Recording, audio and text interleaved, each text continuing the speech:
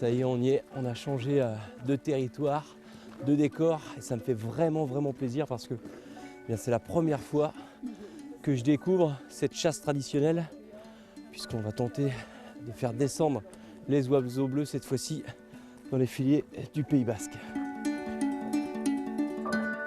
Et où on va aujourd'hui, on appelle ça quand même une palombière. On appelle ça en général une palombière. Ouais. Une pantière. Une pantière. Pantière palombière. Ouais.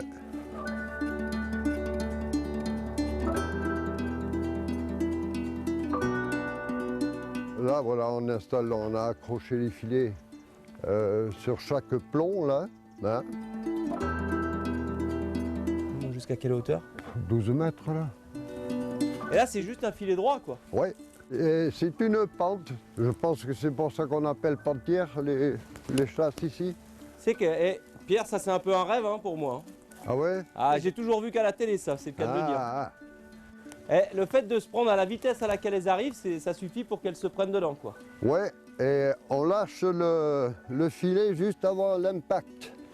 Bon. Elle s'engouffre en dessous. Ouais. C'est une cage, c'est une boîte ouverte. Mais ça, c'est vraiment la méthode traditionnelle à l'ancienne. À l'ancienne. Il y a combien de temps que vous montez comme ça se monte les pentes comme ça? Ici, sur ce site, mon grand-père a commencé en 1906. Et ce genre de chasse existait sur toute la chaîne pyrénéenne, de la côte jusqu'à la Méditerranée.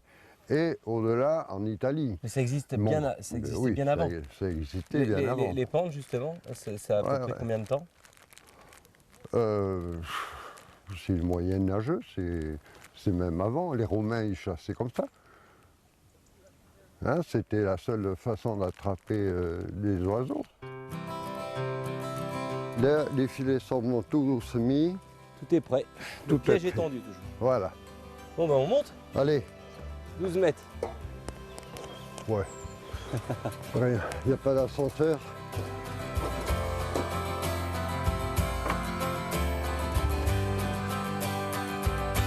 Faut pas avoir le vertige quand même. Ouais. Et donc là, Pierre, toi, c'est là que tu passes voilà. Tout est mois d'octobre. Eh oui. Dans ta cabane. Dans ma cabane. C'est quoi ton rôle, toi, ici? On appelle ça le rôle du chef de chasse parce que c'est le dernier poste avant les filets, quoi. Je vais lancer ma palette, tchac, en dessous le vol, vers le col, pour que la palombe, plouf, fasse ce petit mouvement qui rentre dans les filets. C'est très important parce qu'il faut être super précis ici. Alors ça, on le rappelle, ça, les palettes, c'est pour imiter l'autour des palombes. Plutôt l'épervier. L'épervier. Il attaque en vol, en plongeant en dessous l'oiseau, et en remontant, il vient frapper par le dessous. Frapper par dessous, la gripper, la mener au sol. C'est pour ça qu'elles descendent alors quand tu lances ça. Quand les palombes ou les oiseaux voient quelque chose de clair, puisque l'épervier est assez clair, plonger, la seule défense qu'ils ont, c'est de plonger plus vite que l'épervier pour pas qu'il les pique, quoi. D'accord. Avant que tu aies lancé tes palettes, ton autre rôle, c'est aussi avec ton petit sifflet. Mon petit sifflet, ma corne, ça aide les filetiers qui sont à l'aveugle de savoir connaître la position du vol. Alors, je vais sonner 3 coups pour le dire que le vol est à gauche. 2 coups, c'est que le vol vient par le milieu. 1 coup, le vol est à droite. Et dès que le vol prend l'axe du filet, je commence avec le sifflet pour que les filetiers soient prêts, avec une fréquence de plus en plus rapide.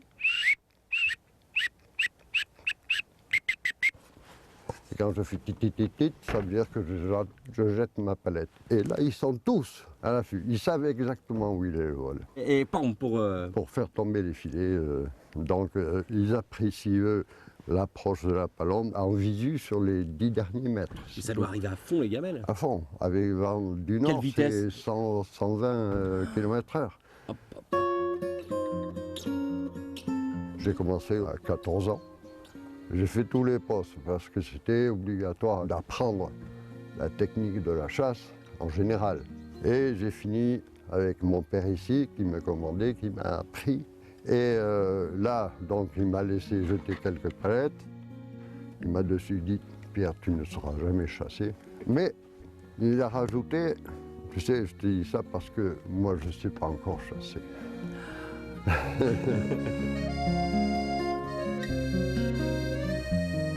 redescends, Petit on peu. va aller voir là, un petit peu le déroulement de la chasse Voilà, en attendant les palombes. exactement. Parce En que pour tout vous dire, espérant. vent de sud aujourd'hui, ça a l'air pas simple.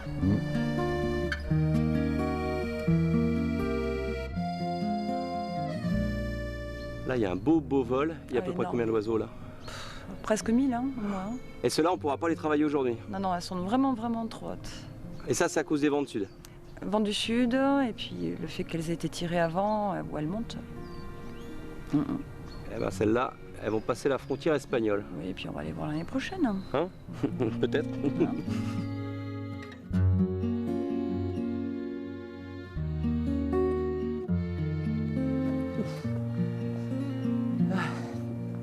Ah, dis donc, Ludo, toi, t'es perché haut là. Oui. Toi, t'as le rôle de repérer le premier les oiseaux. Pas forcément, c'est tout le monde surveille et le premier qui voit prévient. Moi, mon rôle, c'est de les mettre dans le col. Quand je laisse rentrer le vol et je jette derrière le vol, Donc toi, c'est avec les les palettes. palettes. Et la migration, alors, parce que là, on voit des vols. Alors, on voit des vols de 20, on a vu des vols de 12, mais on a vu des vols de 1000. Ouais. Toutes les palombes, elles sont obligées de passer par là pour migrer jusqu'en Espagne, voir le Maroc. Non, pas toutes, non. Parce qu'il y a un couloir dans le sud-est, souvent début de saison d'ailleurs, et en Corse un petit peu. Et il y a un couloir en Italie, mais qui est de moins en moins utilisé. Et ces palombes-là, elles viennent d'où? Les cols pyrénéens reçoivent des palombes de partout. C'est-à-dire que celles donc, qui passent dans le sud-est, il y en a qui suivent jusque dans l'Oudou ensemble et qui partent direction la Grande Diagonale, Clermont-Ferrand, l'Auvergne, le Gers, les Landes, qui viennent ici. Et après, il y a toute la ligne Suède, Benelux, tout ça, qui descend directement. Finalement, ici, vous dans les Pyrénées, vous êtes C'est dans un- un espèce d'entonnoir. C'est un entonnoir. Donc tout va passer Voilà, ici. c'est ça. Le gros de la migration va passer ici.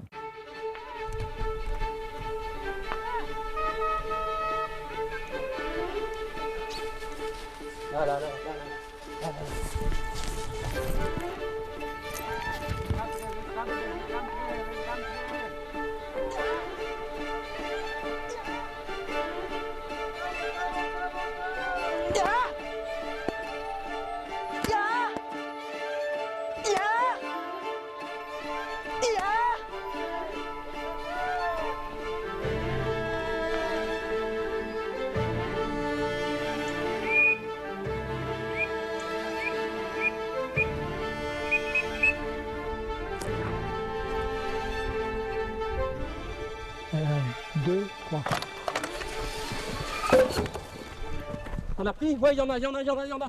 Bravo les gars, bravo.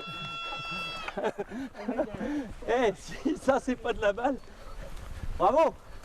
You, superbe. Alors d'abord on décage les laines. Et là, hop. Le rentrer dans le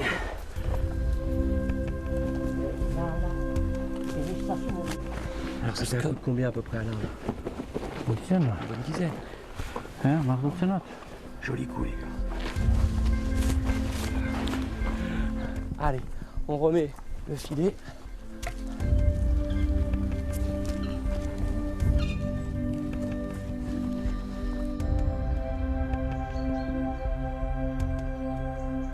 Oh, c'est vous qui criez comme ça? Eh oui, c'est nous qui crions comme ça. C'est vraiment un gros travail qui commence justement d'ici, d'à peu près à ton poste. Oui, enfin autant que les autres, hein, mais sans les chatards, le vol pourrait partir à droite, à gauche, revenir en arrière. Et c'est vraiment pour axer les vols sur le col, sur le filet. Et à ce poste-là, tu es pratiquement la seule, toi, à faire ça? Ouais, Avec ta fille maintenant. Bah, et ma fille que j'ai initiée, qui est tombée dans la marmite comme moi je suis tombée quand j'étais petite. Et puis en fait quand on était petit on faisait tellement de bruit au col qu'on nous envoyait dans des postes à Chattard où on pouvait faire du bruit. Et donc Ah oui. du coup c'est comme ça que petit à petit je me suis initiée et puis je suis toujours restée à ce poste-là. Et Sal, tu peux nous montrer l'objet? Parce que ça c'est... Ouais. Alors vraiment un bout de bâton, Ouais. corde et un drap. En fait, on appelle chatar parce que chatara en basque c'est le lange. Et donc le but c'est de faire le plus de bruit avec. Nous on a une technique de le faire claquer. Dans d'autres pantières ils font autrement. Et ici, au niveau des cols, il y a à peu près combien d'installations comme celle-ci? Combien de pantières? Alors il y en a 10 au monde, concentrées essentiellement donc, sur le Pays Basque nord. Il y en a une au Pays Basque sud à Etchalar et une autre dans le Béarn. Et voilà, et donc toutes ces pantières sont regroupées Au sein d'une association qui s'appelle Oshwak et qui est très très importante pour ces pantières parce que ça nous permet d'exister vraiment ensemble. Vous avez peur que cette chasse soit menacée? Ah oui, mais elle est menacée. Mon objectif, et j'espère que ce sera leur objectif, c'est de perpétuer, de continuer que nos enfants, nos petits-enfants, nos petits-petits-enfants puissent connaître tout le plaisir, tout le bonheur qu'on a à être là, quoi, et à se retrouver chaque année. Bon, et puis là, je pense qu'on aura fait un beau clin d'œil. Ouais, moi je pense.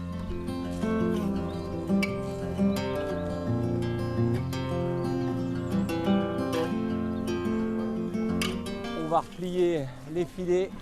C'est avec cette dernière jolie prise ici dans le Pays Basque qu'on va se séparer pour cette émission justement consacrée à l'oiseau bleu. J'espère qu'on vous aura fait vivre cette fameuse fièvre aiguë de la palombite. Et puis avant de se quitter, je tenais à remercier l'ensemble des intervenants qui nous ont permis de réaliser cette émission avec un petit clin d'œil particulier à Yannick Colorado, à Bryce, il comprendra ce que je veux lui dire. Merci de votre fidélité, on va finir de ranger les filets et puis on se retrouve bien sûr la semaine prochaine, vendredi soir à 19h30 pour un nouveau numéro de Season 7.2. À la semaine prochaine.